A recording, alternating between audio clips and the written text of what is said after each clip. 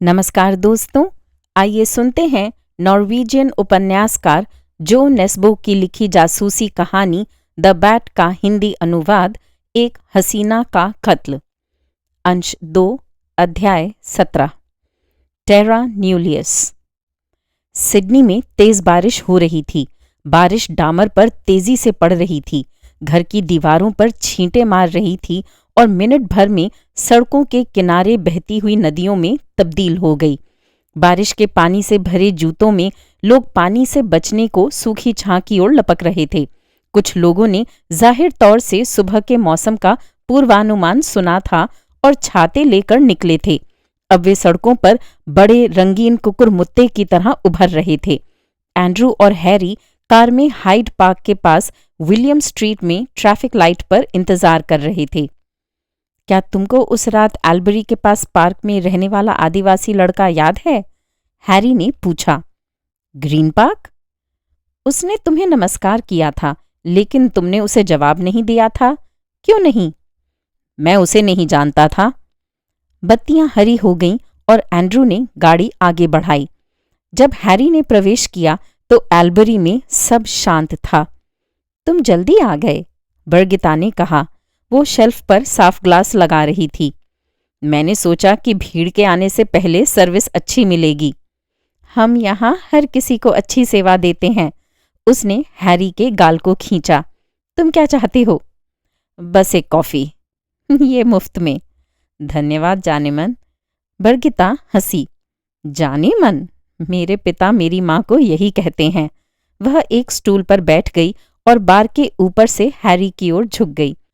और वास्तव में मुझे तो घबरा जाना चाहिए, क्योंकि जिस व्यक्ति को मैं एक सप्ताह से भी कम समय से जानती हूँ वह मेरे साथ प्यार भरे शब्दों का इस्तेमाल कर रहा है। हैरी ने उसकी सुगंध महसूस की। वैज्ञानिक अभी भी इसके बारे में बहुत कम जानते हैं कि किस प्रकार मस्तिष्क में घ्राण प्रांतस्था रिसेप्टर से आवेगों को गंध की सचेत इंद्रियों में कैसे परिवर्तित करती है। लेकिन हैरी इस बारे में इतना नहीं सोच रहा था कि यह कैसे होता है। वह सिर्फ इतना जानता था कि जब उसने उसे सूंघा तो उसके सिर और शरीर में कुछ कुछ होने लगा था।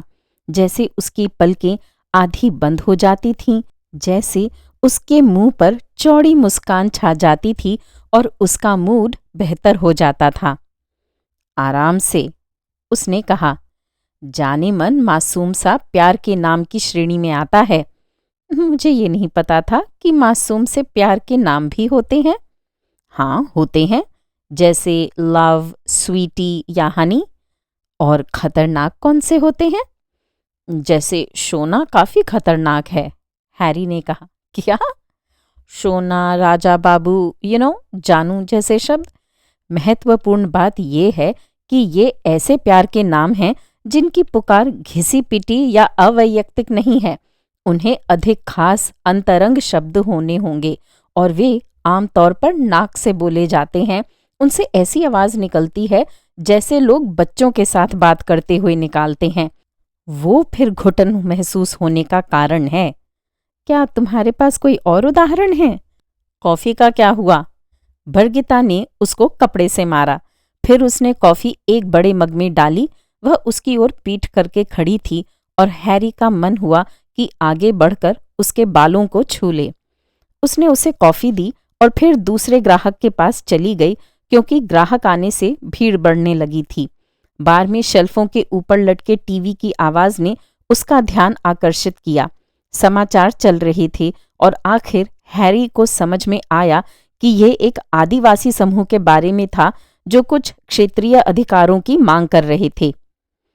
नए मूल शीर्षक कानून के संबंध में, समाचार वाचक ने कहा।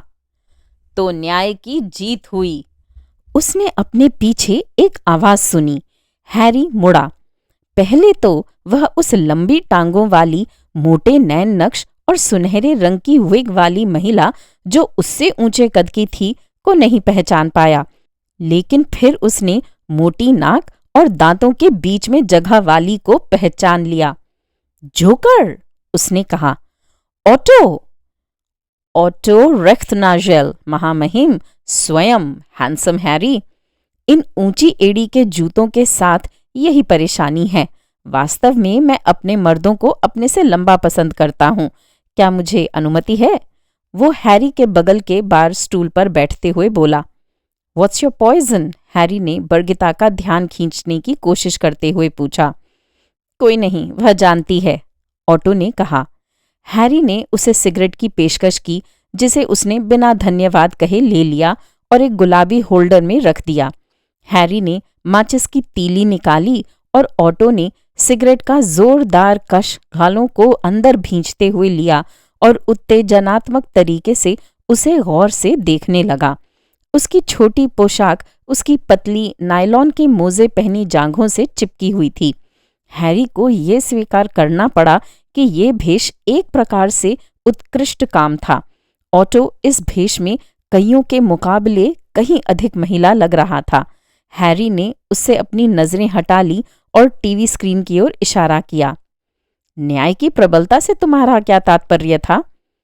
क्या तुमने टेरा न्यूलियस के बारे में नहीं सुना है? एडी माबो? हैरी ने 2 बार अपना सिर न में हिलाया। ऑटो ने अपने होंठ भींचे और बाहर निकले 2 घने धुएं के छल्ले जो धीरे धीरे हवा में ऊपर जाने लगे। टेरा न्यूलियस एक छोटी मजेदार अवधारणा है। अंग्रेजों ने इसके बारे में सोचा जब वे यहाँ आए और देखा कि ऑस्ट्रेलिया में ज्यादातर जमीन पर खेती नहीं की गई है, और सिर्फ इसलिए कि आदिवासी लोग आधा दिन आलू के खेतों में खड़े नहीं रहते थे, यानी खेती बाड़ी नहीं करते थे, अंग्रेज उन्हें निम्न स्तर का मानने लगे। हालांकि आदिवासी जनजातियां प्रकृति के बारे में काफी कुछ जानती थीं। वे जहां भी भोजन मिलता था, जिस भी मौसम में, वहां जाते थे और पूरी तरह से भरपूर जीवन जीते थे। लेकिन क्योंकि वे एक जगह ठहरते नहीं थे, अंग्रेजों ने तय किया कि जमीन पर किसी का स्वामित्व नहीं है। ये टेरा न्यूलियस था, और टेरा न्यूलियस सिद्धांत के अनुसार बिना इस बात का ध्यान रखे कि आदिवासी लोगों को क्या कहना है, अंग्रेज नए निवासियों को संपत्ति के दस्तावेज जारी कर सकते थे। आदिवासियों ने अपनी जमीन पर दावा नहीं किया था।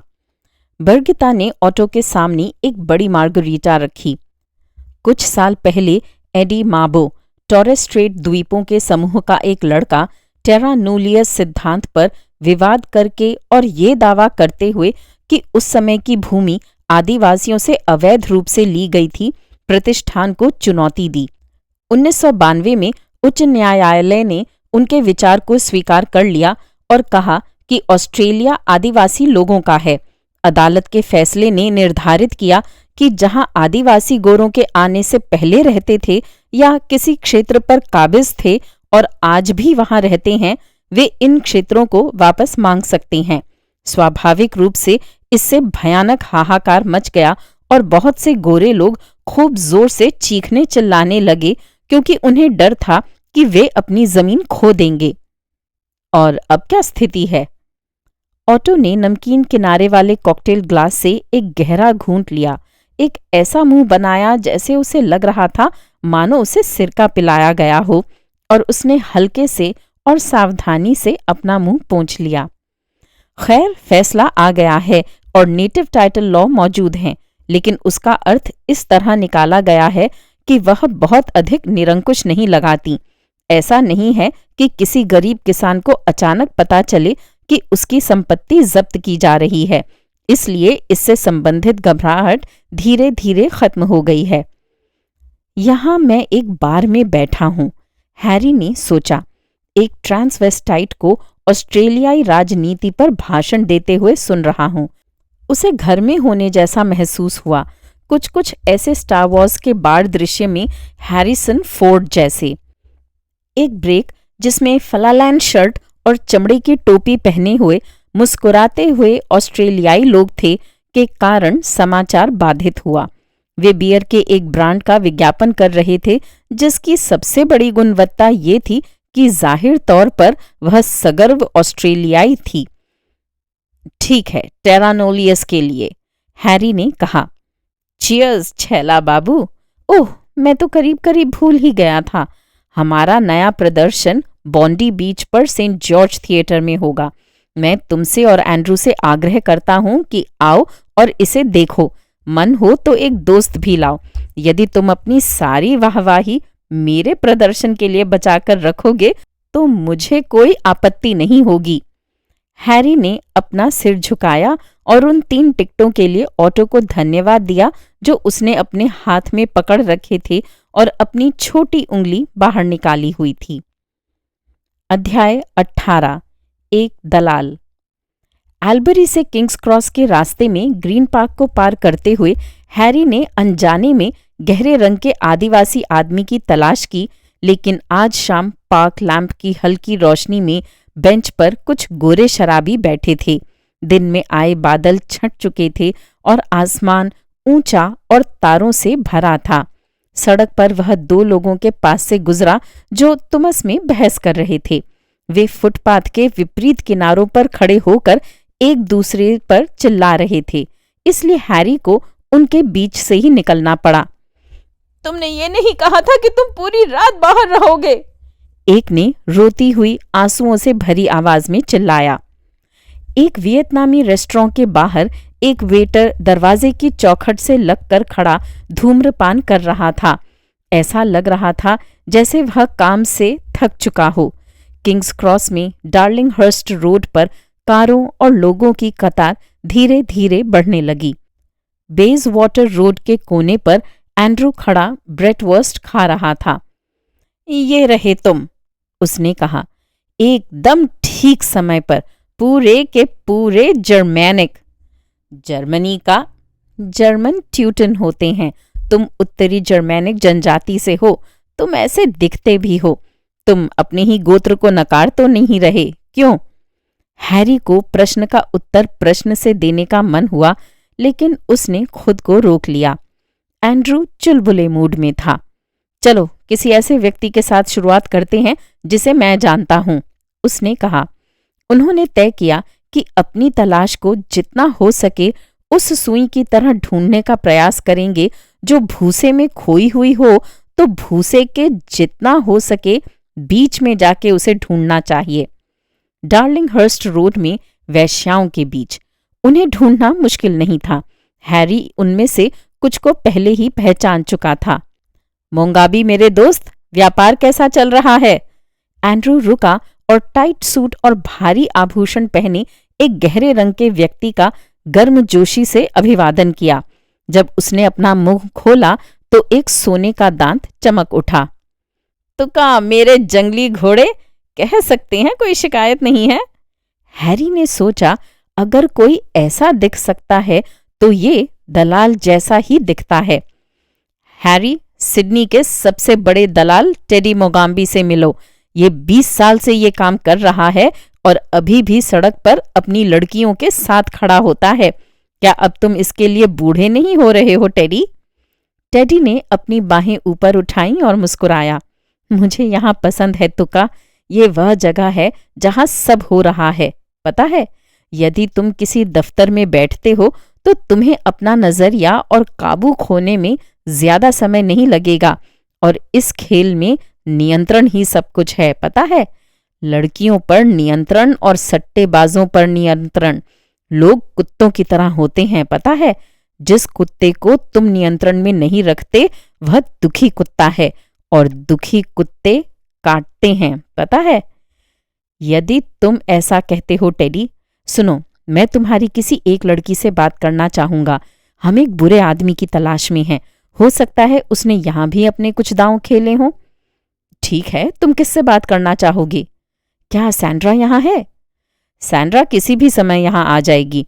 निश्चित रूप से तुम कुछ और नहीं चाहते बात करने के अलावा, मेरा मतलब। नहीं शुक्रिया टेडी, हम पैलेडियम में होंगे। क्या तुम उसे वहां रुकने के लिए कह सकते हो? पैलेडियम के बाहर एक दरबान भीड़ को कामुक प्रलोभनों के साथ प्रवेश करने के लिए प्रोत्साहित कर रहा था। जब उसने एंड्रू को देखा तो वह चमक उठा और दोनों के बीच छोटी सी बातचीत हुई और उन्हें बिना टिकट अंदर जाने दिया गया। एक संकरी सी सीढ़ी मंद रोशनी वाले स्ट्रिप क्लब के तहखाने में जाती थी, जहां मुट्ठी भर लोग अगले प्रदर्शन की प्रतीक्षा में गोल मेज पर बैठे थे। उन्हें कमरे में पीछे की तरफ एक मेज मिली। ऐसा लगता है जैसे कि तुम यहाँ हर किसी को जानते हो, हैरी ने कहा। हर कोई जो मुझे जानना चाहता है और जिन्हें मुझे जानने की जरूरत है। निश्चित रूप से तुम्हारे पास ओस्लो में भी पुलिस और अंडरवर्ल्ड के बीच ये अजीबोगरीब सहचर्य है ना? बिल्कुल, लेकिन ऐसा लगता है कि तुमको अपने संपर्कों के साथ हमारे मुकाबले अधिक मधुर संबंध हैं। एंड्रू हंसा। मुझे लगता है कि मैं एक खास जुड़ाव महसूस करता हूँ। अगर मैं पुलिस बल में नहीं होता तो शायद इस व्यवसाय में होता, कौन जानता है। एक काली मिनी स्कर्ट ऊंची एड़ियों वाले जूतों में सीढ़ियों से नीचे उतर रही थी। छोटी झालर के नीचे से उसने भारी चमकती आंखों से चारों ओर देखा। फिर वो उनकी मेज पर आई। एंड्रू ने उसके लिए एक कुर्सी खींची। सैंड्रा, ये हैरी होली है। सच में?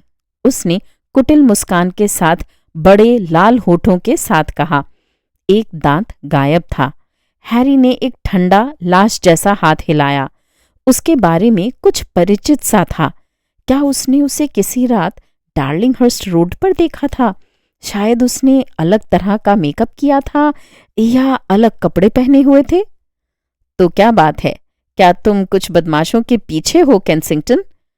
हम विशेष रूप से एक बदमाश की तलाश कर रहे हैं, सैंड्रा। उसे लड़कियों का गला घोंटना पसंद है, अपने हाथों से। कुछ पहचाना सा लगा? पहचाना सा? हमारे 50% ग्राहकों की तरह। क्या उसने किसी को चोट पहुंचाई है? हैरी ने कहा।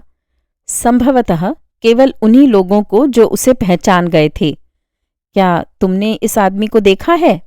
उसने इवांस व्हाइट की तस्वीर दिखाई। नहीं, उसने बिना देखे उत्तर दिया और एंड्रू की ओर मुड़ी। फिर ये कौन है, केंसिंगटन? ये नॉर्वे से हैं, एंड्रू ने कहा। ये पुलिस वाला है और उसकी बहन एल्बरी में काम कर रही थी। पिछले सप्ताह उसके साथ बलात्कार किया गया और उसकी हत्या कर दी गई। 23 साल की। हैरी ने अनुकंपा अवकाश लिया है और उस व्यक्ति को खोजने के लिए यहाँ आया है जिसने ये किया। सॉरी, सैंड्रा ने फोटो को देखा। हाँ, उसने कहा, और कुछ नहीं। हैरी उत्साहित हो गया। क्या मतलब? मेरा मतलब है, हाँ, मैंने उसे देखा है। क्या आप उससे मिली हैं? नहीं, लेकिन वह कई बार डार्लिंगहर्स्ट रोड पर आया है। मुझे नहीं पता कि वह यहाँ क्या कर रहा था, लेकिन उसका चेहरा जाना पहचाना लगता है। मैं थोड़ा इधर उधर पूछ सकती हूँ। धन्यवाद सैंड्रा, हैरी ने कहा। उसने उसे झट से एक मुस्कान दी। मुझे अब काम पर जाना है लड़कों, फिर मिलते हैं। इसके साथ ही मिनी स्कर्ट वैसे ही चली गई जैसी आई थी। यस, हैरी चिल्लाया। यस, क्योंकि किसी ने उस व्यक्ति को किंग्स क्रॉस में देखा था। डार्लिंगहर्स्ट रोड में आना जाना वर्जित नहीं है, न ही वेश्याओं के साथ संबंध, अगर उसने वो किया है। खैर, बिल्कुल ही तो मना नहीं है। क्या तुम्हें एहसास नहीं हो रहा, एंड्रू? सिडनी में 40 लाख निवासी हैं और उसने उस एक व्यक्ति को देखा है जिसकी हम तलाश कर रहे हैं। बेशक ये कुछ भी साबित नहीं करता है, लेकिन ये एक संकेत है ना? क्या तुम्हें महसूस नहीं हो रहा कि हम कुछ कामयाब हो रहे हैं? संगीत बंद कर दिया गया और रोशनी कम कर दी गई। प्रतिष्ठान में मौजूद ग्राहकों का ध्यान मंच की ओर गया। तुम इस इवांस व्हाइट के बारे में पूरी तरह आश्वस्त हो, है ना? हैरी ने सिर हिलाया। मेरे शरीर का रोया रोया कह रहा है कि ये इवांस व्हाइट है। हाँ, मुझे अंदर से यही लग रहा है। अंदर से? अगर सोचो तो अंतर्ज्ञान भ्रामक नहीं होता है, एंड्रू। मैं इसके बारे में अभी सोच रहा हूँ, हैरी, और मैं अपने अंदर कुछ भी महसूस नहीं कर रहा हूँ। अगर तुम बुरा न मानो तो मुझे बताओ कि तुम्हारा ये अंतर्ज्ञान कैसे काम करता है। अब हैरी ने एंड्रू की ओर देखा कि वह उसकी टांग तो नहीं खींच रहा। एंड्रू ने सचमुच दिलचस्पी भरी निगाह उसकी ओर दौड़ाई। अंतर्ज्ञान तुम्हारे सभी अनुभवों का जोड़ है।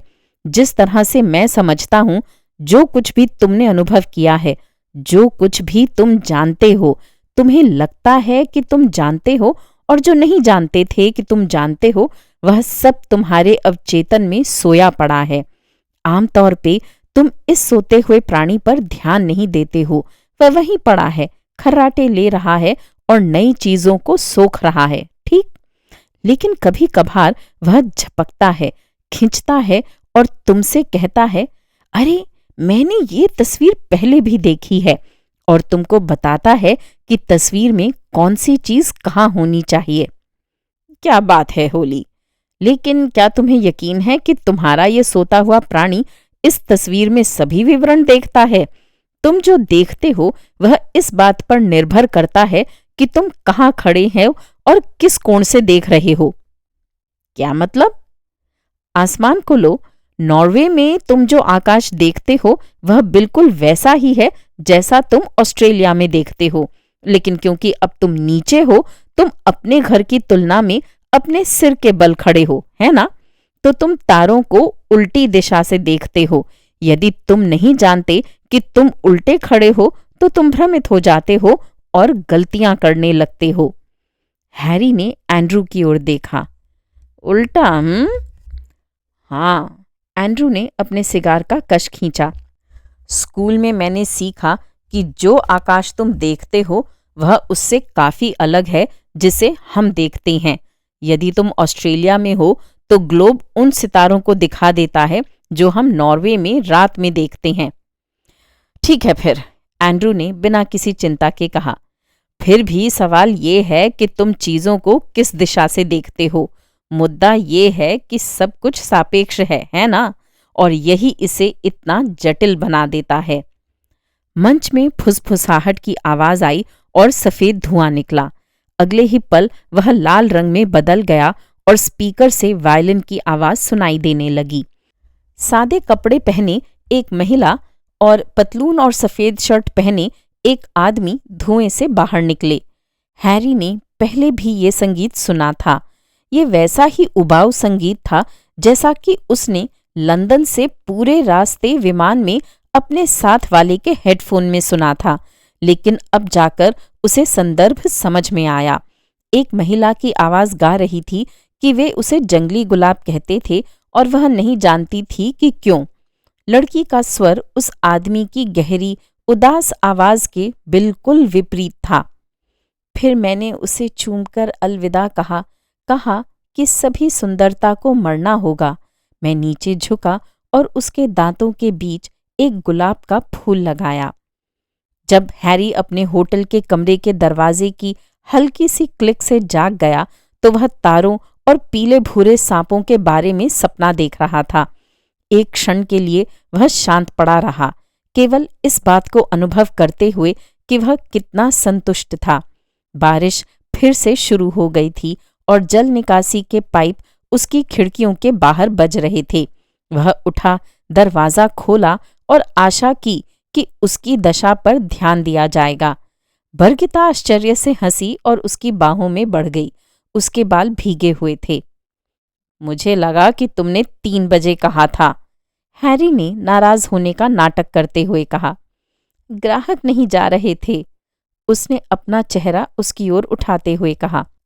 मैं तुम्हारे साथ बेतहाशा बेकाबू टूट के प्यार करने लगा हूं, उसने फुसफुसाते हुए उसका चेहरा अपने हाथों के बीच पकड़ते हुए कहा। मुझे पता है, उसने कहा। हैरी खिड़की के पास खड़ा होकर मिनी बार से लेके संतरे का जूस पी रहा था और आकाश को गौर से देख रहा था। बादल फिर से छंट गए थे और किसी ने मखमली आकाश में कई छेद कर दिए थे ताकि पीछे की दिव्य रोशनी छिद्रों से चमक उठे। तुम ट्रांसवेस्टाइट्स के बारे में क्या सोचते हो? बरगिता ने बिस्तर में से पूछा। तुम्हारा मतलब है मैं ऑटो के बारे में क्या सोचता हूं? वो भी, हैरी ने सोचा। मुझे लगता है कि मुझे उसका अभिमानी तरीका पसंद है। झुकी हुई पलकें, नाखुश लहजा, संसार से थक चुका हो जैसे। मुझे इसे क्या कहना चाहिए? ये एक उदास कैबरे की तरह है जिसमें वह सभी और अलग अलग तरह के लोगों के साथ फ्लर्ट करता है। एक दिखावटी स्वयं की खिल्ली उड़ाते हुए इश्कबाजी करना। और तुम्हें वह पसंद है? मुझे उसका मुझे किसी की परवाह नहीं वाला रवैया पसंद है और वह उस सबके लिए खड़ा है जिससे बहुसंख्यक लोग नफरत करते हैं। और वह क्या है जिससे बहुसंख्यक लोग नफरत करते हैं? कमजोरी, वल्नरेबिलिटी। ऑस्ट्रेलियाई लोग दावा करते हैं कि वे एक उदारवादी राष्ट्र हैं। शायद वे हैं भी, लेकिन मेरी समझ ये है कि उनका आदर्श है एक ईमानदार, सरल, मेहनती ऑस्ट्रेलियाई जिसमें हास्य की अच्छी समझ हो और देशभक्ति की भावना हो। True blue. क्या? वे इसे ट्रू ब्लू कहते हैं या फेयर डिंकम।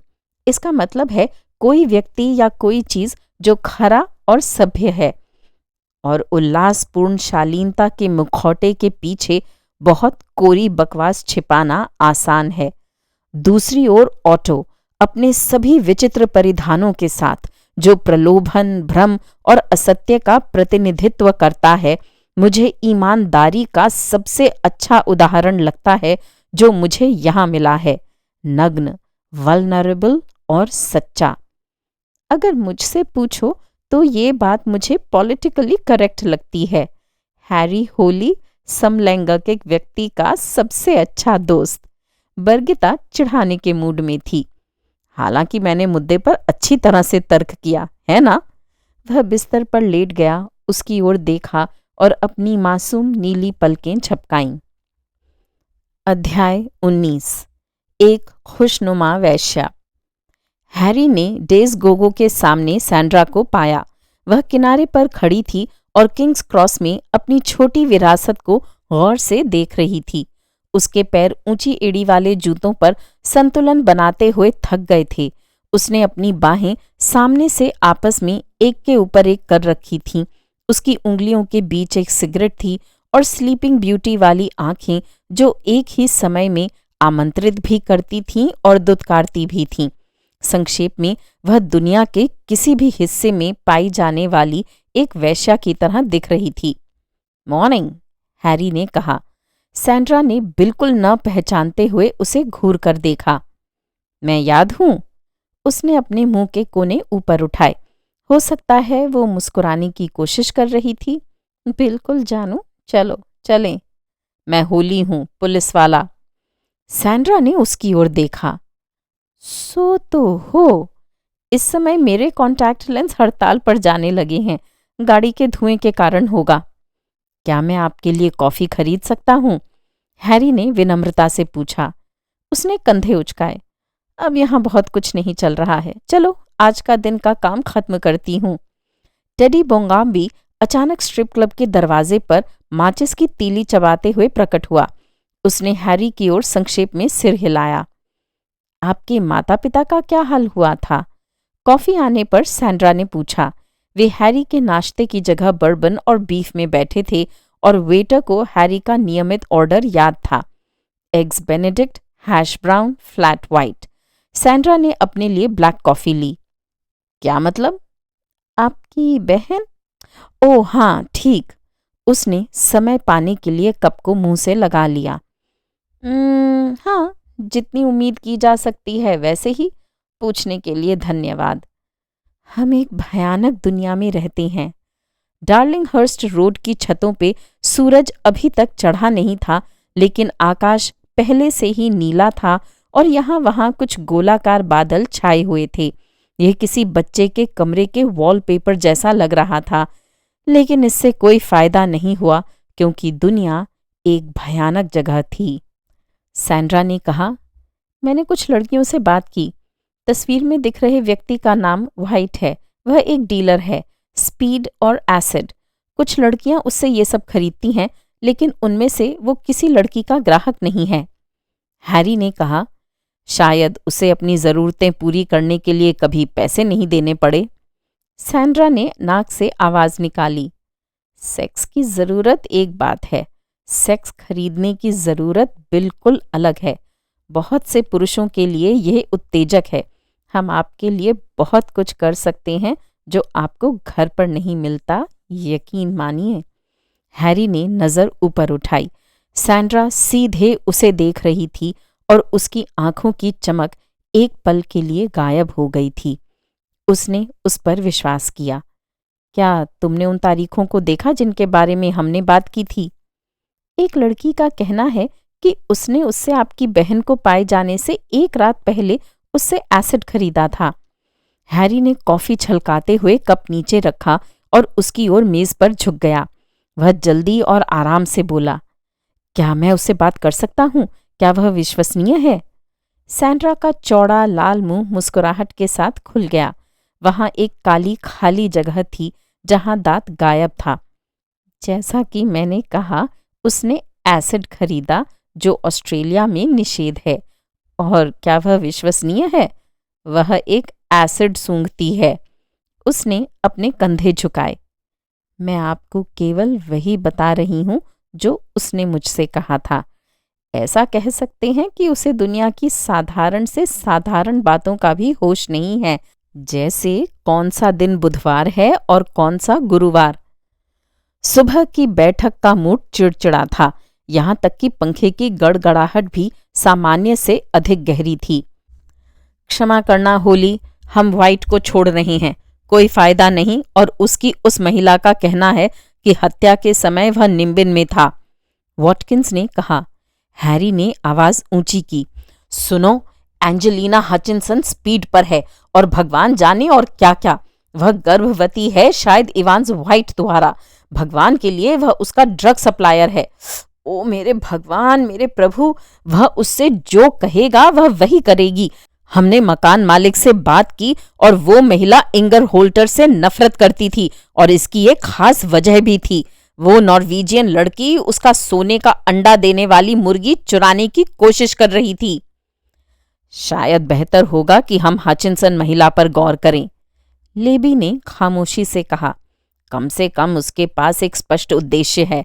शायद वह है जिसे बहाने के तौर पर व्हाइट की जरूरत है, न कि इसके उल्टा।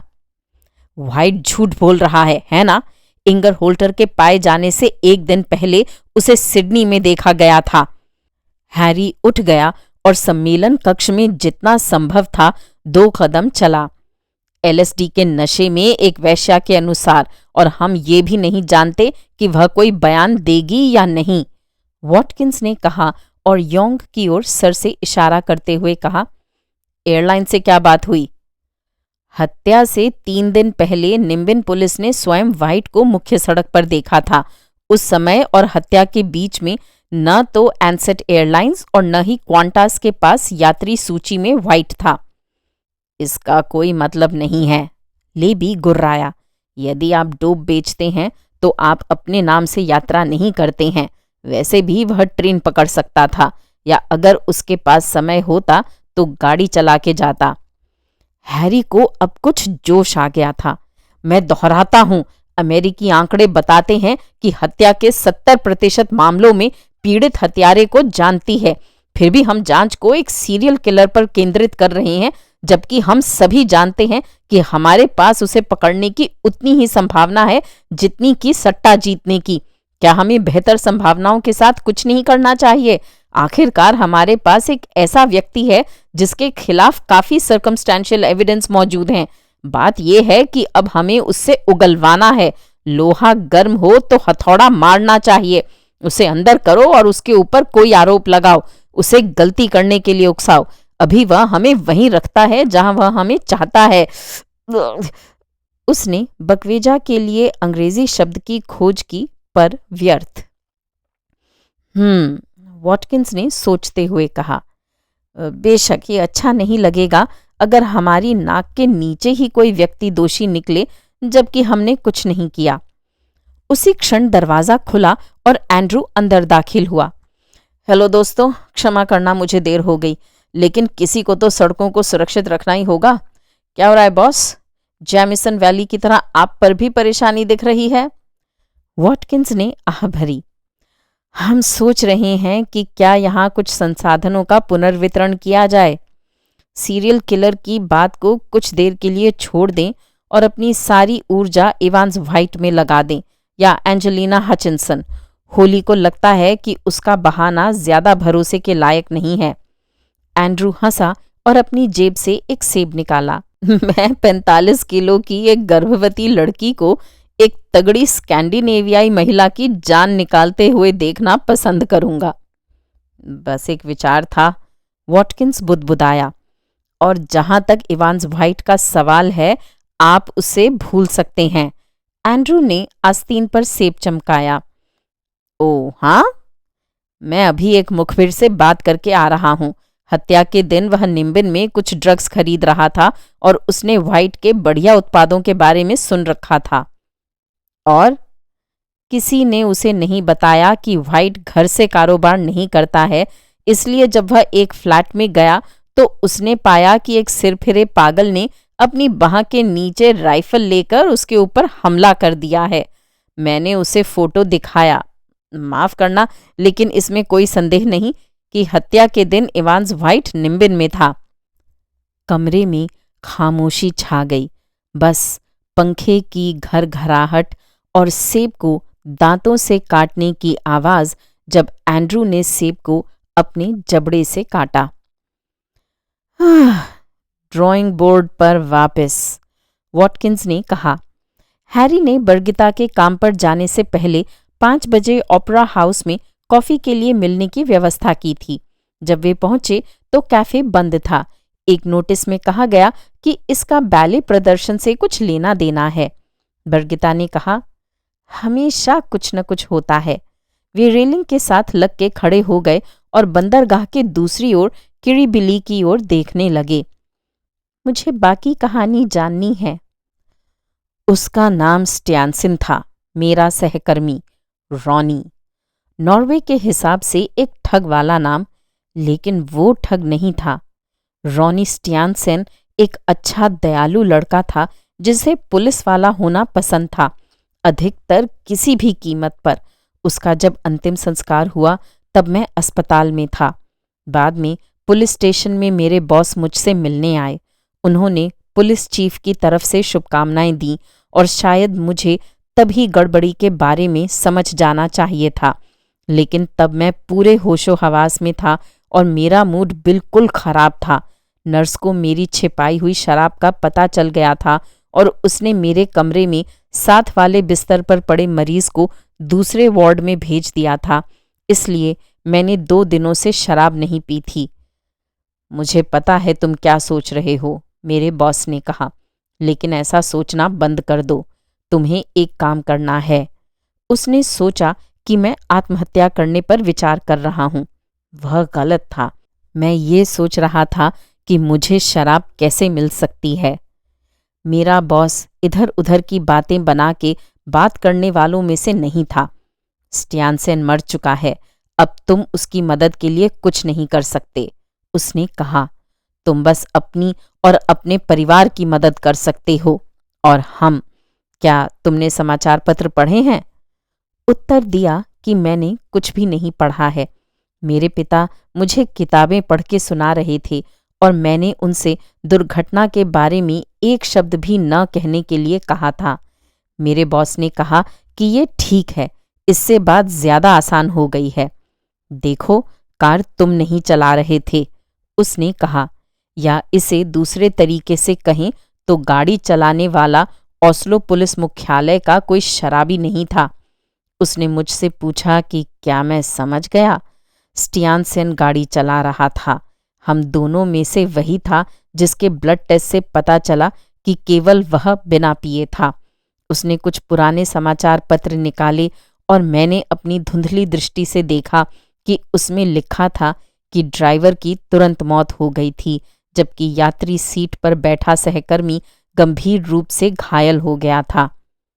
लेकिन मैं ड्राइवर की सीट पर था, मैंने कहा। मुझे शक है तुम पिछली सीट पर पाए गए थे, बॉस ने कहा। याद रखो कि तुमको गंभीर चोट लगी थी। मेरा अनुमान है कि आपको उस ड्राइव के बारे में कुछ भी याद नहीं होगा। बेशक मुझे पता था कि ये बात कहाँ जा रही थी। प्रेस की रुचि केवल ड्राइवर के ब्लड टेस्ट में थी, और जब तक वह ठीक थी किसी को भी मेरी तरफ से चिंता करने की जरूरत नहीं थी। ये घटना पहले से ही पुलिस बल के लिए काफी खराब थी। बर्गिता के माथे पर बल पड़ गए थे और लग रहा था कि वह हिल गई थी। लेकिन आप स्टैनसन के माता पिता को कैसे कह सकते थे कि वह गाड़ी चला रहा था? ये लोग बिल्कुल भावना शून्य होंगे। कैसे? जैसा कि मैंने कहा, पुलिस में वफादारी मजबूत है। कुछ मामलों में बल परिवार से पहले आ सकते हैं, लेकिन शायद इस मौके पर स्टैनसन के परिवार को एक ऐसा हाल दिया गया था जिसे स्वीकार करना आसान था। बॉस के हिसाब से स्टैनसन ने एक संभावित ड्रग डीलर और हत्यारे का पीछा करने के लिए सोच समझ के जोखिम उठाया था और ड्यूटी पर किसी के भी साथ दुर्घटना हो सकती है। आखिरकार दूसरी कार में बैठा लड़का अनुभवहीन था और उसी स्थिति में कोई और ड्राइवर होता तो अधिक तेजी से प्रतिक्रिया करता और हमारी गाड़ी के सामने नहीं आता। याद रखो, हमारा सायरन चल रहा था और 110 किलोमीटर प्रति घंटे की रफ्तार थी, 50 किलोमीटर प्रति घंटे के क्षेत्र में। खैर, लड़के को दोष नहीं दिया जा सकता था। मुद्दा ये था कि मामले को कैसे प्रस्तुत किया जाए। परिवार को यह क्यों बताया जाना चाहिए था कि उनका बेटा साथ में बैठा था?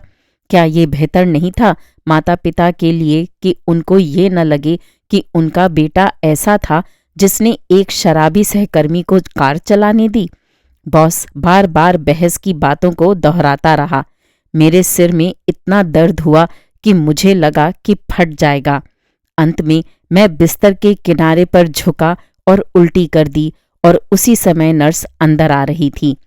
अगले दिन स्टैनसन परिवार आया, माता पिता और एक छोटी बहन। वे फूल लाए और उम्मीद जताई कि मैं जल्द ही ठीक हो जाऊंगा।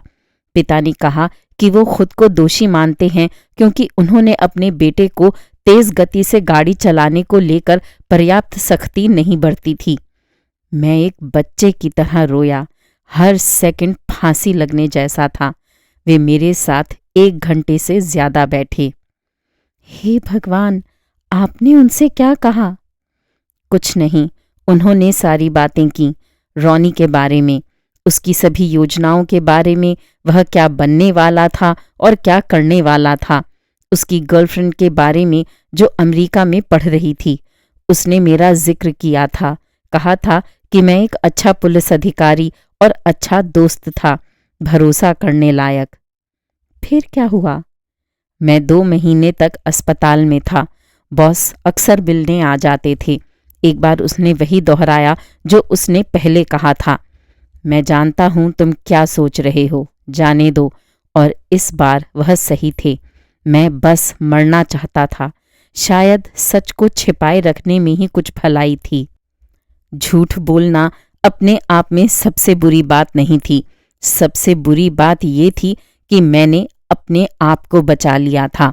यह अजीब लग सकता है और मैंने इस पर कई बार विचार किया है, इसलिए मुझे समझाने दो। 50 के दशक में चार्ल्स वैन डोरियन नामक एक युवा विश्वविद्यालय लेक्चरर थे जो एक गेम शो में लगातार बने रहने के लिए पूरे अमेरिका में प्रसिद्ध था। सप्ताह दर सप्ताह उसने सभी चुनौती देने वालों को हराया। प्रश्न कभी कभी अविश्वसनीय रूप से कठिन होते और हर कोई ये देखकर हैरान रह गया कि यह व्यक्ति स्पष्ट रूप से उन सभी का उत्तर दे सकता है। उन्हें डाक में शादी के प्रस्ताव आते। उनका अपना फैन क्लब था और जाहिर है विश्वविद्यालय में उनकी कक्षा पूरी तरह से भरी हुई होती। आखिर में उन्होंने सार्वजनिक रूप से घोषणा की कि निर्माताओं ने उन्हें सभी प्रश्न पहले ही दे दिए थे। जब उनसे पूछा गया कि उन्होंने घोटाले का पर्दाफाश क्यों किया, तो उन्होंने अपने एक चाचा वैन डोरेन के बारे में बताया जिन्होंने अपनी पत्नी के सामने स्वीकार किया कि उन्होंने उनसे एक दफा बेवफाई की थी। इससे परिवार में काफी खलबली मच गई थी और इसके बाद वैन डोरेन ने अपने चाचा से पूछा कि उन्होंने ये सब क्यों बताया। आखिरकार ये मामला कई साल पहले हुआ था और उसके बाद से उनका उस महिला से कभी कोई संपर्क भी नहीं था। चाचा ने उत्तर दिया था कि बेवफाई सबसे बुरी बात नहीं थी, उस गुनाह से बच जाना था जिस परेशानी से वे उभर नहीं पाए थे। और ऐसा ही चार्ल्स वैन डोरेन के लिए भी था। मुझे लगता है कि लोग जब अपने कुकर्मों को स्वीकार नहीं कर पाते हैं तो उनको अपने लिए सजा की जरूरत महसूस होती है। खैर, किसी भी कीमत पर मैं तरस रहा था। किसी भी तरह मुझे दंडित किया जाए, कोड़े पड़ें, यातना दी जाए, अपमानित किया जाए, कुछ भी जिससे मुझे लगे कि हिसाब चुकता हो गया है। लेकिन मुझे सजा देने वाला कोई नहीं था। वे मुझे नौकरी से निकाल भी नहीं सके थे। आधिकारिक तौर पर मैं पियक्कड़ नहीं था, है ना? इसके विपरीत मुझे प्रेस में पुलिस प्रमुख से मान्यता मिली, क्योंकि मैं सक्रिय सेवा के दौरान गंभीर रूप से घायल हो गया था। इसलिए मैंने खुद को सजा दी। मैंने खुद को अपने हिसाब से सबसे बुरी सजा दी जो मैं सोच सकता था। मैंने जीने का फैसला किया और मैंने शराब पीना बंद करने का फैसला किया। और उसके बाद मैं फिर से अपने पैरों पर खड़ा हुआ और काम करना शुरू कर दिया। अन्य सभी की तुलना में हर दिन अधिकतम काम करता, स्वयं को और प्रशिक्षित करता, लंबी सैर पर जाता, पुस्तकें पढ़ता, कुछ कानून पर। बुरे दोस्तों से मिलना बंद कर दिया, अच्छों से भी, जिन्हें मैंने शराब बंद कर देने के बाद से छोड़ दिया था। वास्तव में मैं नहीं जानता क्यों ये एक बड़ी साफ सफाई के काम जैसा था। मेरे पुराने जीवन का सब कुछ खत्म हो जाना था, अच्छा भी और बुरा भी। एक दिन मैं बैठ गया और उन सभी को फोन किया जिन्हें मेरे ख्याल से कि मैं अपने पिछले जीवन में जानता था, और कहा, हेलो, हम अब और नहीं मिल सकते। आपसे जान पहचान अच्छी थी। अधिकांश लोगों ने इसे स्वीकार कर लिया। शायद कुछ लोग खुश भी हुए होंगे। कुछ लोगों का कहना था कि मैं खुद को चार दीवारी में बंद कर रहा हूं। खैर, हो सकता है कि वे सही हों। पिछले 3 वर्षों से मैंने किसी और की तुलना में अपनी बहन के साथ अधिक समय बिताया है। और तुम्हारे जीवन में महिलाएं? ये अलग कहानी है, और कम से कम उतनी ही लंबी भी, और उतनी ही पुरानी। दुर्घटना के बाद से कोई इस लायक नहीं थी। मुझे लगता है कि मैं अपनी ही चिंताओं में व्यस्त एक एकाकी इंसान बन गया हूँ। कौन जानता है कि जब मैं नशे में होता था तो शायद मैं और अधिक मोहक होता था। उन्होंने तुम्हें यहाँ क्यों भेजा? उच्च पद पर बैठे किसी व्यक्ति को अवश्य ही ये लगा होगा कि मैं उपयोगी हूँ। संभवतः ये एक प्रकार का एसिड टेस्ट है, ये देखने के लिए कि मैं दबाव में कैसे काम करता हूँ। मैंने ये समझा है कि अगर मैं अपने आप का गधा बनाए बिना इस काम को कर पाता हूँ तो ये मेरे लिए घर वापस जाने पर कई अधिक संभावनाएं खोल सकता है। और क्या तुमको लगता है कि ये महत्वपूर्ण है? हैरी ने कंधे उचकाए। ऐसा बहुत कुछ नहीं है जो महत्वपूर्ण हो। रूसी झंडा फहराती एक भयानक जंग लगी नाव चल रही थी, और उससे भी दूर पोर्ट जैक्सन में उन्होंने सफेद पालों को किनारे की तरफ जाते हुए देखा, लेकिन ऐसा लग रहा था मानो वे शांत एक जगह स्थिर हों। अब तुम आगे क्या करने वाले हो? उसने पूछा। मैं यहाँ बहुत कुछ नहीं कर सकता। इंगर होल्टर का ताबूत घर भेज दिया गया है। अंत्येष्टि निदेशक ने आज मुझे ओस्लो से फोन किया। मुझे बताया गया कि दूतावास ने परिवहन की व्यवस्था की थी। उन्होंने एक शव के बारे में बात की। एक प्यारे बच्चे के कई नाम होते हैं, लेकिन मृतक के लिए इतने सारे नाम होना अजीब है। तो तुम कब जाने वाले हो? जैसे ही इंगर होल्टर के सभी संपर्क जिनके बारे में हम जानते हैं शक के घेरे से हटा दिए जाएंगे। मैं कल मैकॉर्मिक से बात करूंगा। मैं शायद सप्ताहांत से पहले जाऊंगा, अगर कोई ठोस बात सामने नहीं आती तो। अन्यथा ये एक लंबा खींचने वाला मामला बन सकता है, और हम इस बात पर सहमत हैं कि दूतावास को हमें सूचित रखना चाहिए। उसने हाँ में सिर हिलाया। पर्यटकों का एक समूह उनके बगल में खड़ा था, और कैमरों की गड़गड़ाहट, जापानी भाषा के शोर, सीगल की चीख और गुजरती नावों की धड़कन के साथ घुल मिल गई थी। क्या आप जानते हैं कि जिस व्यक्ति ने ओपेरा हाउस को डिजाइन किया था, उसने पूरी तरह से उससे मुंह मोड़ लिया था? बर्गिता ने अचानक कहा। जैसे ही सिडनी ओपेरा हाउस में बजट हद से ज्यादा हो गया, डैनिश वास्तुकार जॉन ने पूरी परियोजना छोड़ दी और विरोध में इस्तीफा दे दिया। जरा सोचो कि आपने जो कुछ शुरू किया है उसे छोड़कर उससे दूर चले जाना, कुछ ऐसा जिसके बारे में तुमको विश्वास था कि वह सचमुच बेहतरीन होगा। मुझे नहीं लगता कि मैं ऐसा कभी कर पाऊं। उन्होंने पहले ही तय कर लिया था कि हैरी बस पकड़ने के बजाय बर्गिता के साथ एल्बरी तक जाएगा, लेकिन उनके पास कहने के लिए बहुत कुछ नहीं था और वे ऑक्सफोर्ड स्ट्रीट से पैडिंगटन की ओर चुपचाप चले। दूर से कहीं गड़गड़ाहट हुई और हैरी आश्चर्य से साफ नीले आकाश की ओर देखने लगा। एक कोने पर एक भूरे बालों वाला प्रतिष्ठित व्यक्ति खड़ा था जिसने बेहतरीन सूट पहना हुआ था और उसके गले में एक तख्ती लटकी हुई थी जिस पर लिखा था, गुप्त पुलिस ने मेरा काम, मेरा घर ले लिया है और उन्होंने मेरा जीवन बर्बाद कर दिया है। आधिकारिक तौर पर मेरा अस्तित्व नहीं है, उनका कोई पता या टेलीफोन नंबर नहीं है और वे राज्य के बजट में सूचीबद्ध भी नहीं हैं। उन्हें लगता है कि उन पर आरोप नहीं लगाया जा सकता। बदमाशों को ढूंढने और उन्हें उनके कुकर्मों के लिए दोषी ठहराने में मेरी मदद करें। यहाँ हस्ताक्षर करें या दान करें। उसने हस्ताक्षरों के पन्नों वाली एक किताब पकड़ रखी थी। वे एक रिकॉर्ड की दुकान से गुजरे और अचानक हैरी अंदर चला गया। काउंटर के पीछे चश्मा पहने एक आदमी खड़ा था। हैरी ने पूछा कि क्या उसके पास निक केव का कोई रिकॉर्ड है। जरूर, वह ऑस्ट्रेलियाई है, उस आदमी ने अपना चश्मा उतारते हुए कहा। उसने अपने माथे पर एक चील का टैटू गुदवाया हुआ था। एक युगल गीत, जंगली गुलाब के बारे में कुछ, हैरी ने कहना शुरू किया। हाँ, मुझे पता है तुम्हारा मतलब क्या है। मर्डर बैलेड से where the wild roses grow. बकवास गाना, बकवास एल्बम। बेहतर होगा कि आप उसका एक अच्छा रिकॉर्ड खरीद लें। उस आदमी ने अपना चश्मा वापस पहन लिया और काउंटर के पीछे गायब हो गया। हैरी फिर से चकित हुआ और निराशा में अपनी आंखें झपकाईं। गाने में ऐसा क्या खास है? बाहर सड़क पर आते ही बर्गिता ने पूछा। जाहिर है कुछ नहीं, हैरी हंसा। दुकान वाला उसे वापस अच्छे मूड में ले आया था। गुफा और ये महिला एक हत्या के बारे में गाते हैं। वे इसे ऐसे गाते हैं जैसे कुछ बहुत अच्छा हो रहा हो, लगभग प्यार की घोषणा की तरह, लेकिन ये वास्तव में एक बकवास गाना है। वह फिर हंसा। मुझे ये शहर पसंद आने लगा है। वे आगे चल दिए। हैरी ने सड़क पर ऊपर नीचे नजर दौड़ाई। वे ऑक्सफोर्ड स्ट्रीट के लगभग एकमात्र मिश्रित लिंग वाले जोड़े थे। बर्गिता ने उसका हाथ पकड़ लिया। बर्गिता ने कहा, आपको मार्दी ग्रा के दौरान समलैंगिक गौरव परेड देखनी चाहिए।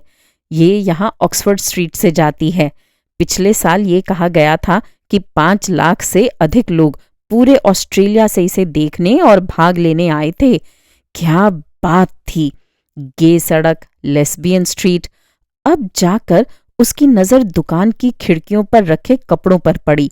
लेटेक्स, चमड़ा, तंग टॉप और छोटे रेशमी कपड़े, जिप वाले और नुकीले, हालांकि विशिष्ट और स्टाइलिश। पसीने से तर अश्लील चीजें नहीं जो किंग्स क्रॉस के स्ट्रिप क्लबों में व्याप्त थीं। हैरी ने बताया, जब मैं बड़ा हो रहा था तब पास में एक समलैंगिक व्यक्ति रहता था। वह लगभग 40 वर्ष का रहा होगा, अकेला रहता था और पड़ोस में हर कोई जानता था कि वह समलैंगिक है। सर्दियों में हम उस पर बर्फ के गोले फेंकते थे और बुरे नाम से उसे बुलाते थे, फिर पागलों की तरह दौड़ते थे, आश्वस्त होते थे कि अगर उसने हमें पकड़ लिया तो वह हमारे को लात जरूर जमाएगा। लेकिन वह कभी हमारे पीछे नहीं आया, बस अपनी टोपी कानों के ऊपर से और नीचे खींच लेता और घर चला जाता। एक दिन अचानक वह चला गया। उसने मेरा कुछ नहीं बिगाड़ा था और मुझे हमेशा आश्चर्य होता था कि मैं उससे इतनी नफरत क्यों करता था। लोग उस चीज से डरते हैं जो उन्हें समझ में नहीं आती, और जिस चीज से वे डरते हैं उससे नफरत करते हैं। तुम बहुत बुद्धिमान हो, हैरी ने कहा और बर्गिता ने उसके पेट में मुक्का मारा। वह चिल्लाता हुआ फुटपाथ पर गिर गया। वह हंसी और उससे तमाशा न करने की विनती की। वह उठा और ऑक्सफोर्ड स्ट्रीट तक उसका पीछा किया। हैरी ने बाद में कहा, काश वो यहाँ आया हो। बरगिता को छोड़ने के बाद वह चिंतित था कि वह उससे दूर होने को चाहे छोटे या लंबे समय के लिए एक छुट्टी लेने जैसा समझने लगा था। वह एक बस स्टॉप की कतार में लग गया। उसके सामने एक लड़का था जिसके बैग पर नॉर्वे का झंडा था। हैरी सोच रहा था कि क्या उसे बस आने पर अपने बारे में बताना चाहिए। जब हैरी ने $20 का नोट दिया तो बस ड्राइवर भुनभुना उठा। आपके पास 50 का नोट नहीं है, क्यों? उसने कटाक्ष से कहा। अगर मेरे पास होता तो मैंने इसे तुम्हें दे दिया होता, बेवकूफ कमीने, उसने मासूमियत से मुस्कुराते हुए शानदार नॉर्वीजियन में कहा। बस ड्राइवर ने छुट्टे लौटाते हुए उसकी ओर बुरी तरह घूर कर देखा। उसने हत्या की रात घर जाने के लिए इंगर द्वारा अपनाए गए मार्ग का अनुसरण करने का फैसला लिया था, इसलिए नहीं कि इससे पहले दूसरों ने ऐसा नहीं किया था। लेबी और योंग उस मार्ग पर पड़ने वाले बार और रेस्तरां में जा चुके थे और बिना किसी सफलता के इंगर होल्टर की तस्वीर दिखाई थी। उसने एंड्रू को अपने साथ ले जाने की कोशिश की थी, लेकिन उसने इस बात को नकारते हुए कहा था कि इससे अच्छा तो टीवी के सामने समय बिताना है। मैं मजाक नहीं कर रहा हूं हैरी, टीवी देखने से आत्मविश्वास बढ़ता है। जब आप देखते हैं कि आमतौर पर टीवी पर लोग कितने मूर्ख होते हैं तो ये आपको खुद को समझदार महसूस कराता है, और वैज्ञानिक अध्ययन से पता चलता है कि जो लोग स्मार्ट महसूस करते हैं वे उन लोगों की तुलना में बेहतर प्रदर्शन करते हैं जो खुद को बेवकूफ महसूस करते हैं। हैरी ऐसे तर्क के बारे में बहुत कम कह सकता था, लेकिन बहरहाल एंड्रू ने उसे ब्रिज रोड में एक बार का नाम दिया था जहां वह मालिक को एंड्रू का अभिवादन दे सकता था।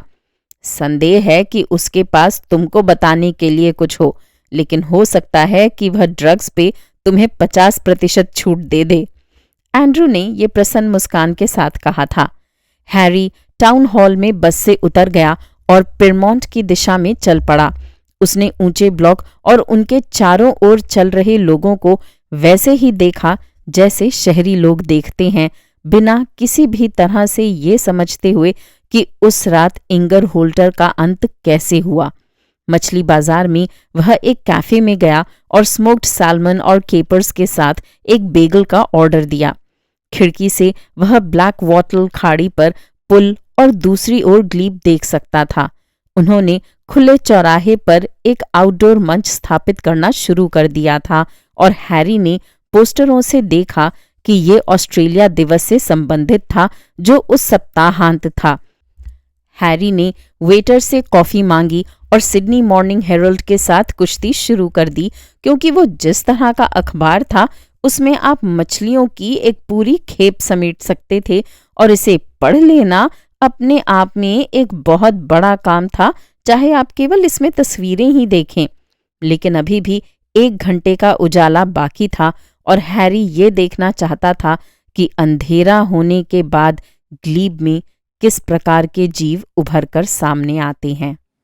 श्रोताओं, अभी आप सुन रहे थे नॉर्वेजियन उपन्यासकार जो नेस्बो का लिखा जासूसी उपन्यास एक हसीना का कत्ल के दूसरे अंश के अध्याय 17, 18 और 19। इसके आगे के अध्याय लेकर मैं जल्द ही उपस्थित होंगी।